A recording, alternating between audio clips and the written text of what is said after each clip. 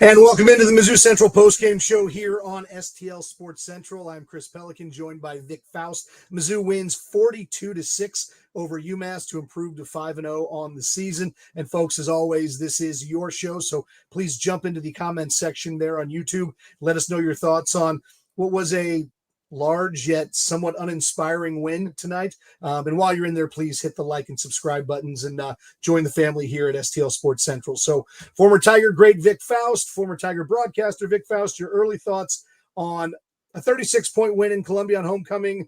This one's a tough one because, there's better games going on right now on TV. And, this was maybe not the most inspiring 36-point win you'll ever see, but you know what? At the end of the day, they're 5-0. They've got a bye week. They've got Alabama coming. Where do you think things are right now? And what do you think of what we saw tonight? Well, first of all, I watched with a bunch of Mizzou fans at a place called Wenty's in the Chesterfield, Missouri area. So I have a great spot. However, there's one more song from the band that is outside. You may hear that. They did play a little. What's that? Is it Mr. Brightside? They did play Mr. Brightside earlier. Good. Not right now. However, there's one more song, just in case if you heard it in the background. When it comes to Mizzou, here's the deal, Chris. I love them like you. We bleed black and gold, but I was like, And I think it was expectations. We wanted to see Missouri cover the spread, dominate. And they didn't dominate in the first half. They didn't. And then we saw for the third straight game, our quarterback throw an interception, which was not good. I believe our 4 turnovers are all from Bo, a fumble and 3 interceptions. And I'm like, wait a second. UMass is not supposed to be hanging with us. And they didn't, but we didn't dominate them. At the end of the day, like you said, Chris, we're 5-0. We got out of it healthy. However, the stakes go way up in 2 weeks, and Missouri's going to have to play a lot better than what they did tonight. And maybe, just maybe, the coaches, I didn't see a lot of inspiring play calling. Maybe it was on purpose, but that UMass team is not a good football team. No. They proved it before they came here. So when you ask me for my opinion, I'm like, this is not Missouri football. This is not a team that can go out and beat Alabama, what we saw tonight, and especially what we're watching from Alabama right now. Yeah, absolutely. And obviously we'll spend a ton of time talking about Alabama tonight because that is where every Mizzou fan's mind is at this point in time. And it's funny because, uninspiring. Sir Smokesalot's already in the comments. We welcome everyone to jump in as well with a UGLY. You ain't got no alibi.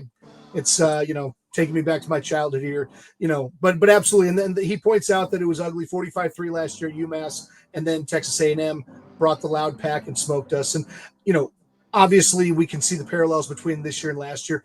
Having said that, statistically, again, if you didn't watch this game tonight and you look at the box score tomorrow, I mean, everything looks good for the most part. Bo Perbula was 26 of 29 for 241, a touchdown.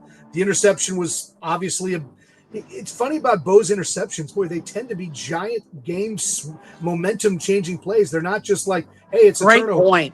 And it's like, again, this one taken all the way down inside the 10-yard line and leads to UMass's only score of the night. But, so we know he's got to get that under control. Ahmad Hardy, if you would have told me Ahmad Hardy was going to have 24 carries in this game, and I know you mentioned before we jumped on, the heart stopping on that first drive, when he comes up limping, and everyone's going to sit there and say Ahmad Hardy out because of UMass. And, he pops right back, 24 carries, 130 yards, 3 touchdowns. Kevin Coleman, 12 catches, 108 yards tonight. So, the statistics are there from kind of a superlative standpoint. I mean, I think that they all look good. And on top of that, Bo Perbula made Mizzou passing history tonight with 21 consecutive completions, breaking Chase Daniels' record of 20 straight. So, again, the box score was pretty, So why was it underwhelming to you, Vic? I don't, and here's the thing. Underwhelming in one sense, but at the same point in time, is it, Chris, part of expectation? And here's where I get concerned. I do believe that his 4 turnovers this year, 1 fumble, 3 interceptions, haven't all of them led to touchdowns by the Yeah, other team? without checking for sure, but I mean, it feels like every single one of the turnovers he's had has been a large momentum shifting play. And then what does he do after? Then he plays terrific. Yep. He never lets it get to him. So that's the positive. The negative, it always seems to lead to points. And then we've been talking about this now for 4 or 5 weeks. When you play Alabama, A&M, Vanderbilt, these are the teams, maybe Auburn, because even though Auburn's losing, they're playing tight games. I mean, imagine being an Auburn Tigers fan these days Yeah. where you're losing games and losing by 7 or less. So I don't want to say necessarily it was overall uninspiring. They still got a big win. They played Zollers most of the fourth quarter. But at the same point in time, it wasn't what we saw when we last saw Missouri play football, when they looked, remember, it was almost a clean, like a picture perfect clean performance. Yeah, We, absolutely. we did not have that tonight. Did the line look all right? Yeah, Well, at certain times, but there were times where UMass blitzed our offensive line. Our offensive line was like, what's going on? And Purbulo I'm like, was sacked 4 times tonight, Vic. 4 times. I Which you wouldn't, if we're talking about the box score looking not too shabby, that's one that's a very poor piece. I guarantee that Eli Drinkwitz is not going to be happy with 4 sacks allowed against UMass. not against UMass, and the athletes are very, very different. Now, this kind of coincides because Missouri has an off week, and this is why this whole schedule sets up so great, Chris, in my humble opinion. In my opinion, they were not great tonight. They just weren't. I know the scoreboard and some of the box scores says it, but they weren't great. They have a week off, and then they take on Alabama, and I think it's the best time to take on Alabama because Bama is giving everything they have tonight to beat Georgia if and when they do that. And then next week, they have to play Vandy. And Big game against Vandy. And Vandy is a legit team that scored over 50 points today. The quarterback had 5 touchdown passes, Pavia. But also, not to get ahead of myself, they also gave up 35 points. For when Mizzou plays Vandy, we can talk about that. But I don't think that's going to be any kind of cakewalk for Bama. No, not at all. And they're worried about Pavia. They're worried about that situation. And Vandy's lines are physical. So Missouri has time to go back. And maybe, just maybe, they didn't throw, quote, the kitchen sink at UMass. And that's all I can hope for. And UMass, obviously, this was their Super Bowl. But at the same point in time, Missouri could have left their starters in and maybe added a touchdown more to it. For the bettors out there, covered that point spread at 43, 44 points. Yeah, I think they needed a little bit more to cover that spread. They only get 36. Yeah, and a 2-point conversion. No. I saw the number at 44.5, but I know it was. Okay, it got 44.5. It was floating around in different numbers. So he is former Tiger tight end and broadcaster Vic Faust. I'm Chris Pelican. This is the Mizzou Central Postgame Show right here on STL Sports Central. We'll be joined by from the broadcast booth down at Faurot Field by Howard Richards in just a little bit. In the meantime, Mizzou Central Postgame Show is brought to you in part by the Legal Buddy app. Life happens fast. 1 minute you're driving home, the next flashing lights are in your rear view. When trouble knocks, answer with confidence with the Legal Buddy app. You can connect to a local attorney in seconds, whether it's a DWI, car accident, criminal charge, or traffic ticket. Download the Legal Buddy app today at legalbuddyapp.com. Register and use code LEGAL, LEGAL, to enter for a chance to win a $250 Amazon gift card. Always on your side. That's the Legal Buddy app. So, Vic, let's talk a little bit about Bo Perbula. This one, again, just an interesting game overall, very efficient. What I noticed a lot is his inability, or at least his decision, to not push the ball down the field too much. And what scares me about that is that if Mizzou becomes sort of, I don't know, pigeonholed into being a team that's going to run zone and is going to, and the passing game is going to be short, it seems like teams like Alabama, like Texas A&M, are going to have a lot. It's not going to be that difficult to defend an offense that runs everything within a 10-yard box of the line of scrimmage. And I understand that a lot of times you have to give what the defense gives you. So if they were playing 3 safeties high the entire game, which we really couldn't see, then you take your underneath stuff. But I worry a touch that Mizzou's becoming a smidge one-dimensional in their passing attack, that everything is short, everything is screen-based, and you've got Marquise Johnson who can stretch the defense. They're not doing it enough at this point in time, and I worry that is going to make Ahmad Hardy's job difficult against Alabama. It's going to make Kevin Coleman, who certainly runs the intermediate stuff, a little bit more difficult. What are your thoughts on that, and whether or not you think that this is by design, them not putting the ball down the field as much, or why we're seeing every pass, because I think at the end of the day, Pribula's yards per attempt in this thing was, he's only at 8.3 yards per attempt, which is, that doesn't really terrify, I think, secondaries out there. So I don't know. What do you think about, the way Pribula is attacking defenses? First of all, let me give you a compliment. You always pick out great stuff. You really do. You're super That's why I'm here. Observant. You really are. When it comes to Pribula, and we talk about him breaking Chase's record, and I know we don't have the stats in front of us. I promise you that Chase's record that he had at 20, was it 20 completions in a row? 20 completions in a row. Yep. I guarantee his average completion yardage was higher than 8 yards or 8.1. Right. Guarantee it. Okay, that's the first thing. Bo is steady, which is fine. He's been a fine quarterback. My son texted me tonight watching the game with about 20 of his Mizzou friends. He's a junior at Mizzou, and said, Dad, Alabama is going to eat Bo up. I'm like, wait a second, just relax. I know you go up and you go down. And he's like, no, we're not even throwing the ball down the field. And that's exactly what you said. So I think Mizzou fan, and this is a former quarterback who had a very good high school career, who's saying this. He's like, Dad, what are they doing? He's like, I hope that they're, quote, just saving their down the field passing for Alabama, which is very, very possible, Chris. It's very possible. Sure. So, but this is the second straight game where we've seen a lack of even trying to throw the ball downfield. We didn't do it against South Carolina, whether we were looking to or not, and we didn't do it tonight against UMass. So there's two very different teams when you come to talent. It's like, why aren't we doing that? And you brought it up. There's no way in heck we're going to be able, even as great as Hardy is, to push around Alabama's front seven without having any sort of a deep threat or opening it up. There is no way in heck our offensive coordinator is going to try to do that. There's no way. We're going to open it up. We're going to throw the ball downfield, and we're going to do it because I think we have the talent to do it, and we're going to have to. We're going to be forced to do it. And I know it's still 2 weeks away. Alabama's in a dogfight now with Georgia. Then they have to play Vandy before they even get to Missouri, which is why we have to have the best game plan possible.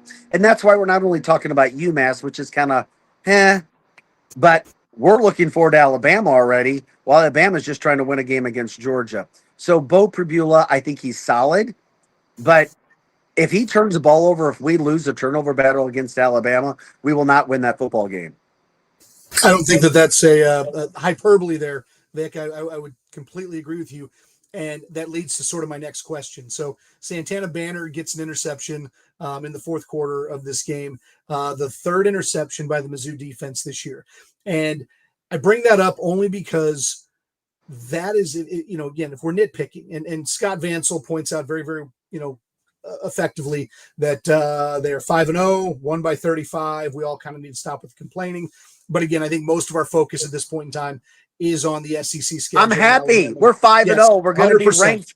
We're going to be ranked higher. I mean, in the AP, we're going to move up a spot or two. That's great. But I'm curious, Vic. Like we talk about the lack of downfield options offensively, or at least downfield play calling. I want to ask you about on defense, right? Where for the most part, Mizzou has been the better team at the line of scrimmage for this entire season. That's been really, really encouraging. The secondary's got its own set of issues that we think we're still working through. Linebacker play has been really good. But this team has seemed to be allergic to turnovers. And, you talked about the turnover margin. And it's one of those deals that I completely agree that if they're -2 against Alabama, I don't care what the box score looks like. I mean, at that point in time, you lose that game.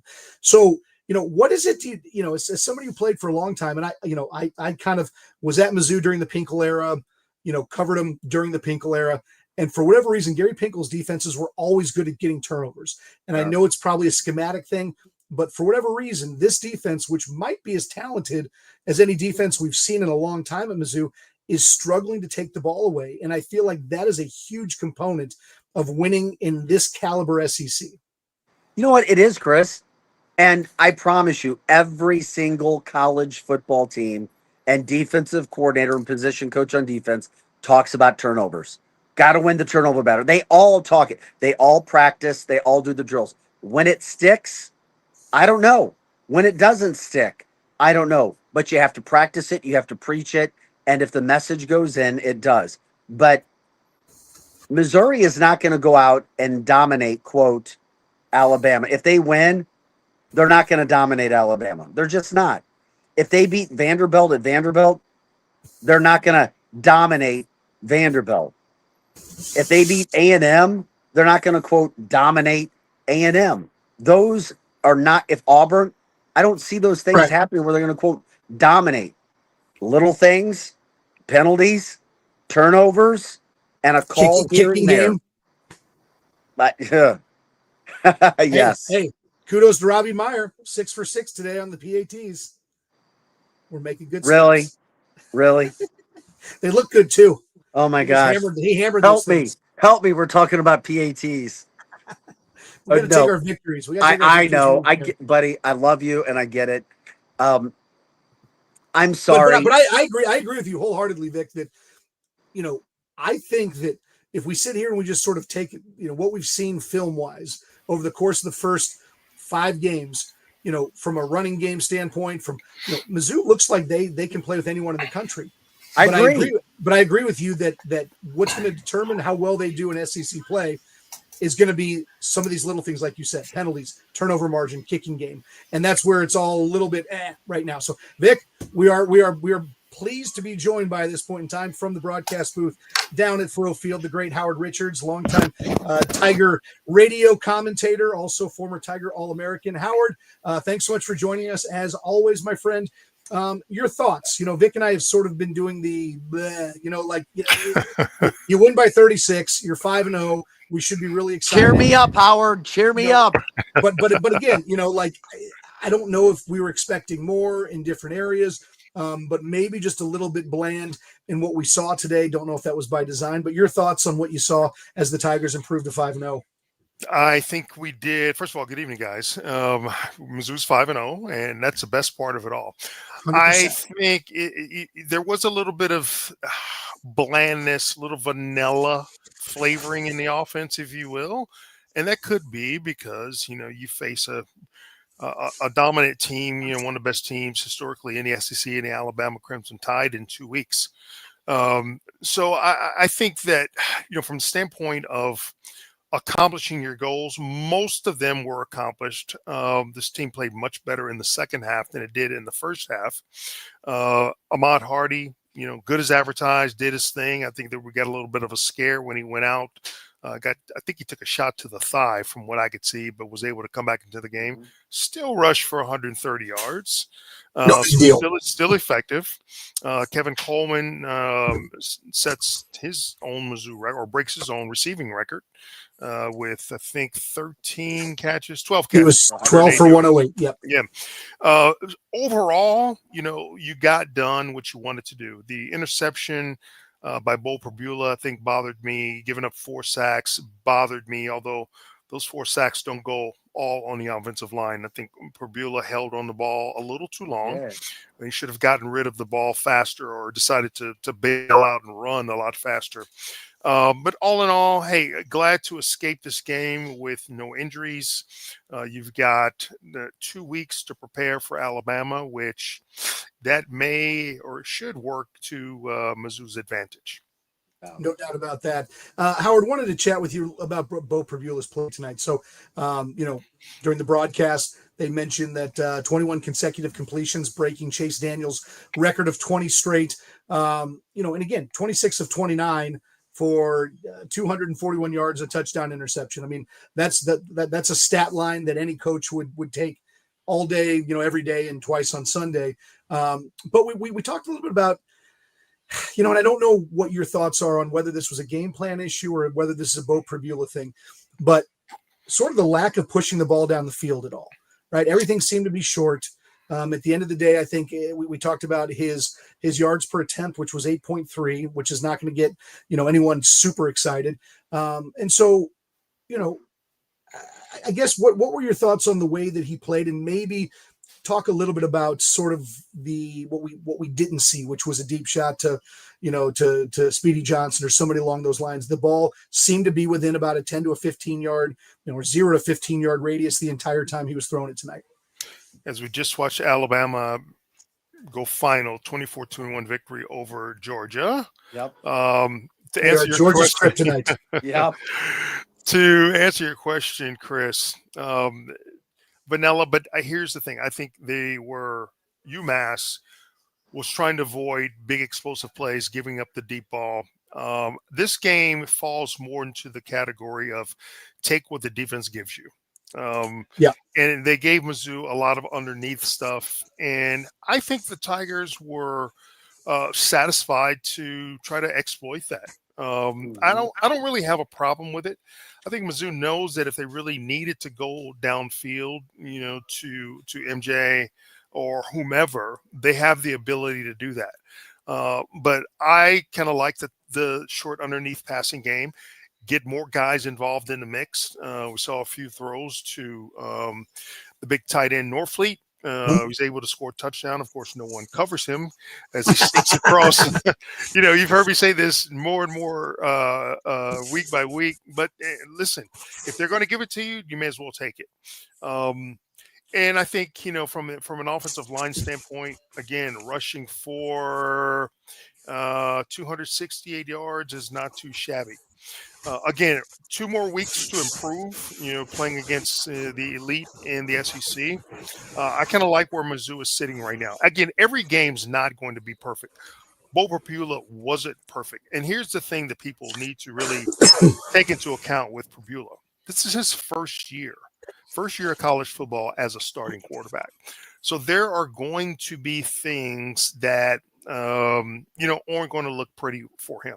Things that he hasn't necessarily seen on a football field because he just hasn't had that type of experience. But overall, listen, 26-29, I'll take it. If he doesn't throw the interception, maybe he completes another one. Maybe he throws an incompletion. But regardless, I'm happy with Bo Prabula. I mean, a lot of players could have played better today, but it could have been a lot worse also. Let me ask you this about, and I know you protected quarterbacks and didn't play the position, but it seems like Bo Prabula's interceptions have come, I think, primarily by opposing linebackers or safeties that he just sort of loses maybe in the underneath areas. And, is that just a byproduct of the fact that this is a relatively green starting quarterback? Because he's not really throwing, it's not jump balls. It's not, it's not a deal where he's just, making bad throws. He seems to lose these guys in coverage a little bit and almost throws it like, the one tonight, he almost threw right to the linebacker. Is that something that you see? Is that a coaching thing that he is this just an experience thing, or is this a real Achilles heel that better defenses could exploit moving forward? Probably a little bit of both. But I do think a couple things. As you take off and run, you keeping your eyes downfield. That was a good thing. Now, it would be great to ask him, what were you looking at? What were you looking for on that particular play? When you broke the pocket, you're running, you start your scramble, you're keeping your eyes downfield. Did you see a tight window that you thought you could force that ball into? Did you just not see that linebacker? Or are you scanning downfield, looking at other receivers, or are you locked in on one guy? Give credit to UMass, the linebacker, 44. I can't think of his name right now. He made a good play stepping in front of the Missouri receivers. He was probably the best player on defense. So give them that. Hinspeter. Timmy Hinspeter. Give them that. Listen, they're an FBS program. They may be at the bottom of the 130 FBS, but you know what? They've got some good players on their side of the ball.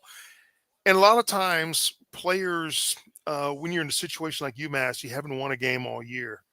you somehow try to elevate your play against a team like Missouri from the SEC. How cool would it be for you to come in and knock off Missouri when no one expected you to? So sometimes guys play above their level.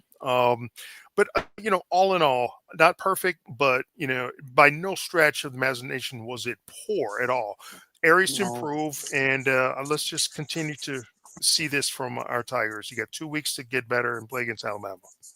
This is the Mizzou Central Postgame Show right here on STL Sports Central, joined by Vic Faust and Howard Richards. I'm Chris Pelican, and Howard, wanted to get your take on something Vic and I were chatting about before you jumped on. So from a defensive standpoint, again, they allow 6 points tonight because of a turnover that gave UMass exceptional field position and then a tough pass interference call on Toriano Pride. So again, from a yardage and a scoring standpoint, this defense looks like it's ready for prime time. Having said that, when Santana Banner intercepted a pass tonight, that was just the third interception this defense has had in 5 games.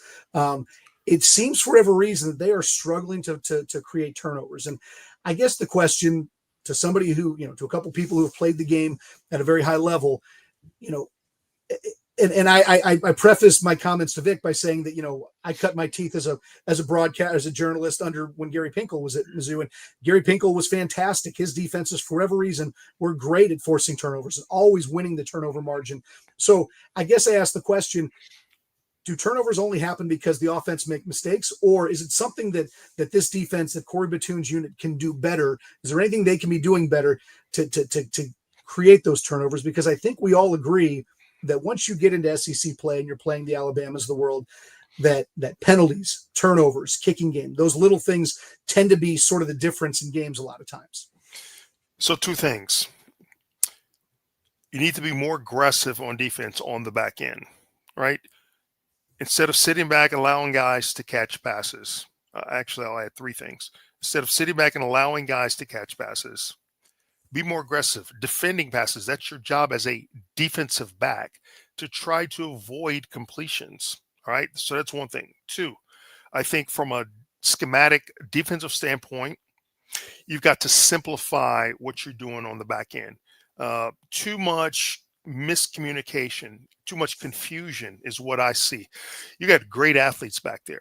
Allow them to be athletes, keep it simple. Let them just go out there and play street ball. And I think you'll see a better product, especially, and the third thing is playing more man-to-man.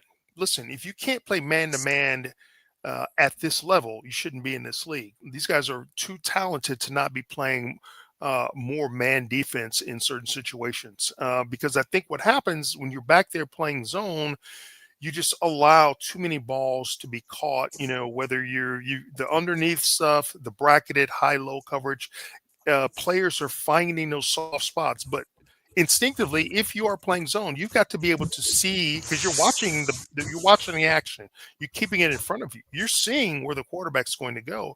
You've got to be able to react more quickly to the football, and that's something that they're not doing. So if they do that, if they work on consistently trying to get better in those areas, I think you're going to see better play from the back end, from that secondary.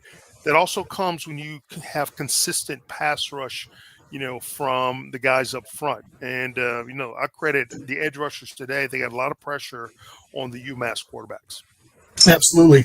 Howard, this is the Mizzou Central Postgame Show. It's brought to you by our business banking partners at Home Bank. From business lending to everyday banking, Home Bank has been with us since day one as a trusted partner. Business is not just about the numbers, it's about relationships. And with Home Bank, those relationships make all the difference. Home Bank is the team behind our team at STL Sports Central. Visit myhomebank.bank or call 855-577-2001. Home Bank, member FDIC, more than a bank. They're your business partners, and they bring us the money moment of the game. So Howard Richards, would love to get your opinion on what you believe tonight's money moment of the game was before we let you get going. Ooh, kind of hard to believe. Hang on 1 second, guys. I am in the way of someone here. I'm just got to break down this equipment. I found an open space here upstairs. There we go. How's that? That's better? Perfect. I think I'm seeing you right now, Howard, as many defenders in the course have seen you just fighting moving off, over man. the top. No, I'm just laying on my back, looking up at you. That's how we got it. So anyway, all right, what you got? Uh, I think Ahmad Hardy set the tone for this team. Again, going out early he got banged up. I think he took a shot to the thigh, but I think he inspired them by being able to, he went to the tent and was on the bike for a while, but he came right back out there and picked up where he left off. And I think that shows some grit and some toughness on the part of Ahmad Hardy. And if you're a Missouri player, you see that from, one of your best players. It inspires you to come out there and play better as well. So may not be a tremendous play, but I think his inspirational play by coming back from a, perceived injury, coming back and just picking up where he left off gets my vote. Well, Howard, as always, my friend, we greatly appreciate your insights. Tigers improved to 5-0. We get the weekend off next weekend, then it's back for Alabama, but we will let you get on the road. But again, as always, my friend, we greatly appreciate the time. Thanks so much, Howard. Thank you, Chris. Have a good evening.